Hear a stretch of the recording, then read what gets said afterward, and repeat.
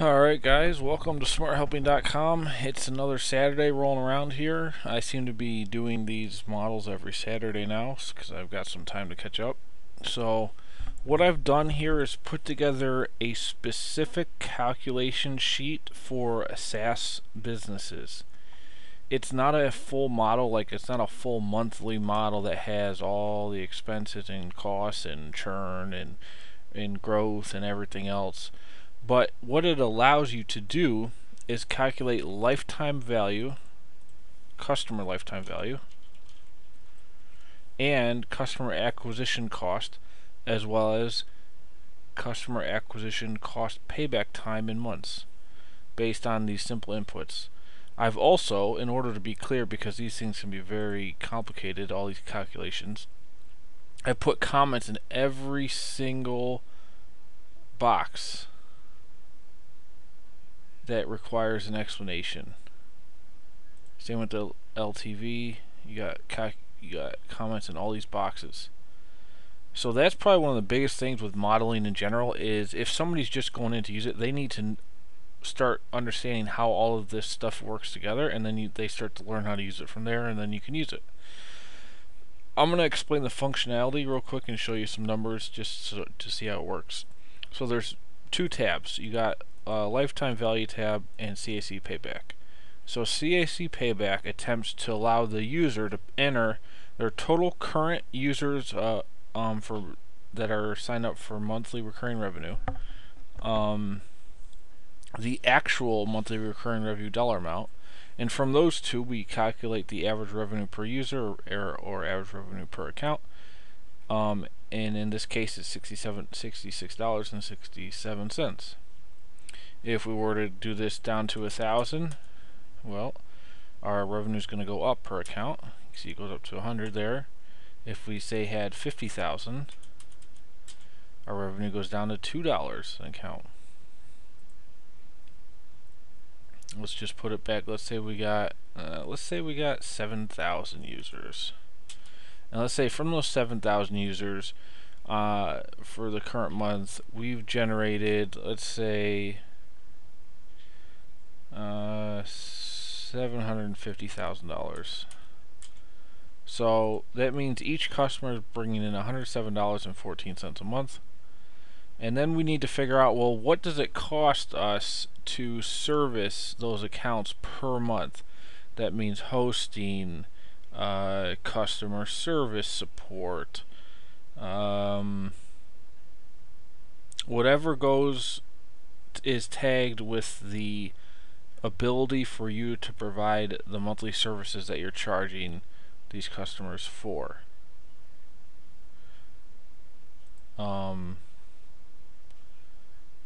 So we put that there as 20,000. Next we have our automatically calculated gross profit margin. So that's saying 97% right now, and that means well, let's say, first of all, let's adjust this. So to service the $750,000, let's say it's going to cost us $150,000. So that brings it back to 80%, which normally SaaS businesses average is probably 80% gross profit margin.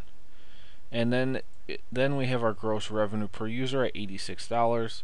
That's simply just saying, well, you got 7,000 users, and you're actually you're not making $107 off the top. Well, that's what you're making off the top, but then after you have all these costs, $150,000 over 7,000 users, your cost now drops from 107, which this could be 2 digits, down to $86. So now we know how much we're making per user. The other aspect of this, well, there's a couple more, but the next one is I forgot to change this, one-time revenue inputs. So that's like setup fees, or let's say you're setting up somebody for a security system. They're going to buy a bunch of, cameras and everything else one time, and they're going to obviously hopefully pay you for many months in the future. So that one-time purchase of security cameras is like a setup fee. So you charge that amount. Let's say you charge 10,000, and let's say all those cameras cost you 8,000 to actually buy. So you're actually making a $2,000 profit, one-time profit, 20% margin. If it only took you $3,500 to do that, then you're now at 65%, $6,500. This also, well, and then that rolls down to a per user basis, because this one-time revenue is based on our input up here of how many users you're planning on adding per month on average at the current moment in time. So per user, we're charging $130 to get them set up for service or whatever you're selling them on a monthly basis. So then that's the revenue side of it. Now we have cost side of it. You've got your average users added in a month. Let's say we added 50 users, okay, in this current month. What is your average monthly sales staff compensation? You might have one salesman or two or 10 or whatever. This number is supposed to be the total for all of them, because we're trying to just do broad numbers to give an idea or a sense of where your current business is at and what it's costing you. And this might help you figure out if you need to adjust pricing, or if your pricing is really good or whatever. It's going to give you some insights, and it's good to plan out what pricing you might want to charge in order to attain certain results. Okay, so we got our salesman, 10,000. This might be zero if you don't have any salesmen. We've got our marketing spend at 2,500. This could be any number, but we're just putting 2,500 there. Once you have those figures, you can actually get an average customer acquisition cost. So you're saying, well, you paid your salesman this much, you spent this much on advertising and marketing. This is how many users you're gaining from this activity, paying users. So your cost to get each user is $250. So now we have two very important components for a SaaS business. How much gross revenue are you making per user per month? How much did it cost you to acquire each of those users? And how much one-time revenue, gross revenue, did you get from those users? Based on those things, you can get a monthly or a CAC payback by month. So this total months to payback customer acquisition cost is 1.4. So that's saying if let's just do it at one user basis. So if you sign up one user, you're going to make a net or a gross profit on that user per month of $86. So remember, that's the top line minus what it costs to service the account. Our margin's 80%, so we get $86 a user. Okay, so we pay $250 per user. We're collecting $86, but we also collect a one-time fee. So how do you add the one-time fee into this calculation? Well, it's kind of, the logic is kind of complicated, but basically you reduce the customer acquisition cost by the one-time revenue, because essentially that revenue means it's less money you have to cover going forward in order to recoup your customer acquisition cost. So 1.4 times what we get in this current scenario. That means, okay, $86 one month, $86 a month two. We've now actually made $172, and we spent $250 to get that user, but we got some one-time setup fees. The gross profit from that is $120. So actually we only need to cover $130,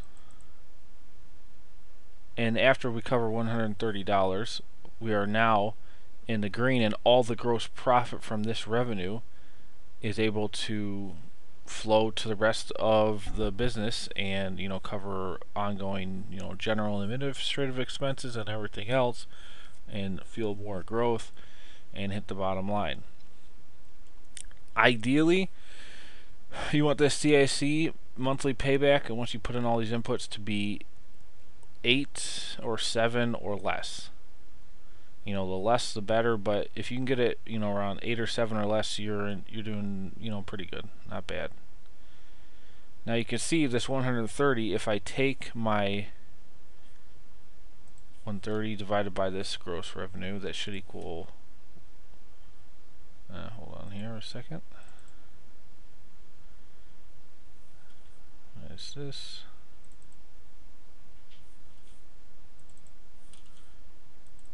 The 120 is what I get after reducing that, and that's the 1.4, and that's how this is calculated. So that's great. After a month and a half, we're actually in the green. We've covered all of the costs that it took to acquire these 50 customers, and now those 50 customers, as long as the retention rate's, you know, even halfway decent, will now make money every month. And the money to cover the salesman and the marketing is all paid back in that time. So I think that's pretty thorough instruction here. I just put, you're going to edit the yellow cells, and then I put notes in every single cell so you can kind of just follow along with what I just said by yourself if you want to look through it, you know, slowly in your own time. So the next part to this is, well, I want to know what is my customer's lifetime value. And there's two main ways to do this. There's one is the discounted method that I've used here based on retention rate. The other rate, if you don't want to use retention rate, because it's going to be an estimation, there's no way to exactly, you know how long your customers are going to last over, you know, a pool of hundreds or thousands of customers. You know, you have no idea. You can get averages, but you don't know what the retention is really going to be. You only know what it's been in the past, and you could try to project with that. So based on that, some people use the Gordon growth model, which just discounts cash flow and grows cash flow. You might not grow it, you might grow it for into perpetuity until it's basically just zero, which after, you know, about 100 discounting periods, you're going to be at zero no matter what number you start at. The other way is you can enter a retention rate, and I like this method better. It is still an estimation, but it's easier to grasp, and it kind of makes more sense with your business, and it's easier to estimate.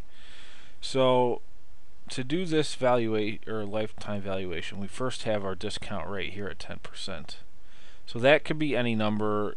You know, it's just based on your financial environment. If, you know, interest rates are really high, it might be higher, it might be lower. It also depends on the business. If the business you're doing is more high risk, you might discount the cash flows at a higher rate. I mean, it might be between anywhere from 6 to 20%, really. So you've got that. That's going to give you your actual discounted lifetime value. You also have your lifetime value without discount in row 8 here. And so you put in that discount. The next number is your retention rate, which is 65%. Now this is also kind of complicated, so let me just put a number in here that's easy to understand. Let's say our retention rate is 80%. That means I'm saying if today, this month, I have 500 paying users, I project in 1 year from now, of that, no matter what happens the next 11 months, no matter how many users I add or plan to add or lose, of this initial 500 users that I have today, how much do I expect to have in 1 year? If that number is 400, then you would say, well, 80%. My retention rate is 80%, because at any given time, the amount of users I have, I think they're going to 80% of them will still be there in 1 year. That will give you an estimated life of any user, and that would estimate that at 5. And so the basic math behind that is saying, well, you got 100% of people. If you're losing 20% every year, in 5 years, they're all gone. Now, obviously, in the real world of what actually happens, you may have, 50 users leave in 2 years, and then 50 users leave in another 2 years, and then no users leave from that in the 5th year, and now you've actually only lost 40 users over 5 years, and you still have way over half. Or all the users might leave after 2 years, and now you actually don't have any revenue in year 3, 4, and 5. So you can the retention rate should be semi-accurate, because you want to base that off of what you've done in the past. But you've got to find some way to figure out how many users you expect to have after 1 year. How many of your current users you expect to stay with you. So once we got that, we can, and this is all based off of the revenue numbers here are all going to be based off of what you've put in here. So both tabs tie together. Year 0 is not discounted because this is saying it's one-time revenue, and that revenue is obviously, you get it right away, so we're not discounting it. We're saying, $78,000, which is being calculated by just going $86 in gross profit times 50 users, times 7,000 users times 12. And that's because times 12, because this is your monthly gross revenue times this many users times 12. And like I said, hold on one second. Like I said, in this we're not this is one-time revenue. One-time revenue is $130 gross one time. And we're saying on average we add 50 new users, so every time we add a user we're saying, well, this is how much we actually gross from them in profit. So times 50. And then we're say 12 months, so we do that 12 times. So that gets you to 78,000, which is what populates here automatically. Then we have our gross revenue going forward, so $1,029 per user per year. So this is average revenue per account per year, and that's simply calculated by saying, okay, well, if I make $86 a user, I times that by 12,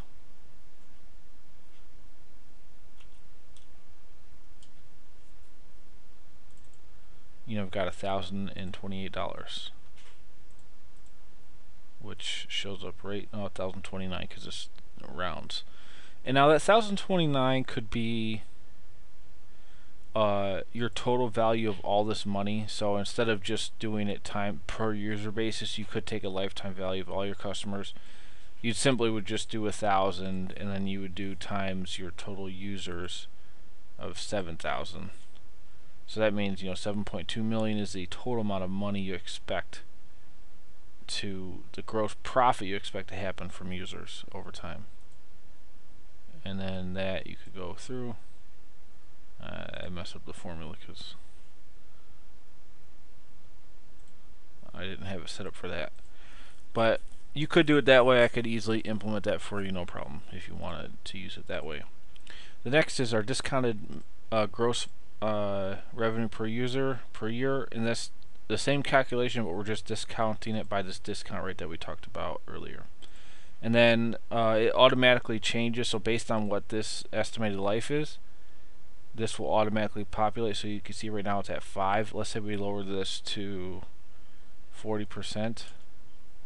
It's now going to 2 years. If we put it to 10%, 1 year. If we put it to 95%, that's saying, well, you only got a 5% loss rate per year. So you can predict these revenue for, on average, you're going to get, the average customer lasts 20 years. So of that base, your lifetime value per user ends up being, well, this is it without discounting. If you discount it, you get 8,700. But this is obviously customer lifetime value is a function of the retention rate and your gross profit per user, and then the discount rate if you want a discounted version of it. Now, so 95% retention rate, that's saying, look, some of these users you think might last more than 20 years, some might last less, but on average, you think 20 years is it, will cover your basis for all the ones that happen earlier or later. Put this back to 80, put it 75%. 4 years. And that's it. So this is currently running on a per user basis. So it's saying the lifetime value of one customer, $3,200. And then you can mess with all this stuff to see how that could change if you change inputs. So that's this model. It's not like a gigantic annual planning with all your profits and losses and all that, but it is a great tool to get to plan out like where you currently stand in your business today, and then you can figure out all this stuff and then figure out what you want to change, or it can be used to plan out some things based on targets that you want to hit. Alright, I'm going to put this model up on the site at smarthelping.com.